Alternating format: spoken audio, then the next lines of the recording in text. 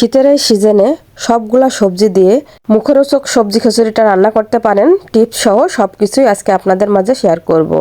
আসসালামু আলাইকুম, welcome to Moon's daily vlog. আশা করি সবাই ভালো আছেন। সরাসরি রান্নায় চলে গেলাম। কড়াই বসিয়ে নিলাম। একটা বড় কড়াই নেওয়ার চেষ্টা করবেন, কারণ সবজিগুলা বেশি হবে। কারণ শীতের সিজন মানেই অনেক সবজি। তেলটা একটু বেশি পরিমাণে দিতে হবে, যেহেতু সবজি। তেলটা গরম করে নেওয়ার পরে কিন্তু সবজিগুলা দিতে হবে। তেলটা দিয়ে কিন্তু সবজিগুলা সব ভেজে নিতে হবে। তো সবজিগুলা যা যা ব্যবহার করেছি, ফুলকপি, বাঁধাকপি, পেঁপে, গাজর, বেগুন, আলু, সিম, পেঁয়াজের কালি, আমি এগুলা কিন্তু সবই আগে কেটে রেখেছিলাম। রসুন, পেঁয়াজ, কাঁচামরিচ এইগুলা কিন্তু একটু বেশি করেই দিতে হবে।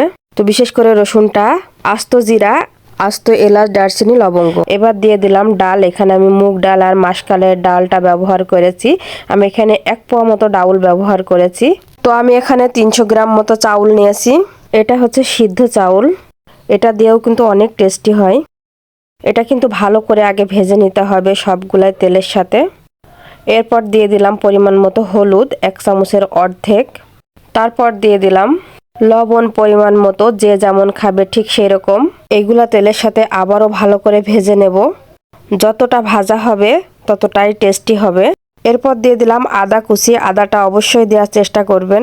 আমি কিন্তু অল্প অল্প করে সবজি দিচ্ছি আর নাড়ছি, এর কারণ অবশ্যই আছে। যেগুলা সিদ্ধ হতে দেরি হবে সেগুলা কিন্তু আমি আগে দিয়েছি, আর যেগুলা কম সিদ্ধ হবে সেগুলো আমি কিন্তু পরপর দিচ্ছি। এবার দিয়ে দিলাম লাউ শাক। লাউ শাকটা দিয়েও ভালো করে ভেজে নেব।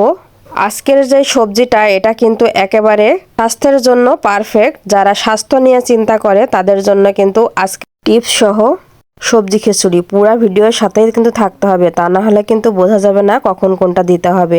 লাউ শাকটা এখন দেওয়ার কারণ হচ্ছে লাউ শাকটা যাতে না যায়, সবুজ থাকে। দেখতে পাচ্ছেন কতটা সুন্দর সবুজ আছে। এবার দিয়ে দেবো পরিমাণ মতো পানি। এই পানিটাই কিন্তু সবজি খিচুড়ির মূল বিষয়। পানিটা অবশ্যই গরম পানি দিতে হবে, তা না হলে কিন্তু সবজির কালারটা নষ্ট হয়ে যাবে। আমি এখানে 5 গ্লাস পানি দিয়েছি। আমি আগে থেকে মেপে রেখেছিলাম, গরম পানি যেহেতু গ্লাসে করে মাপা যাবে না, সেই জন্য।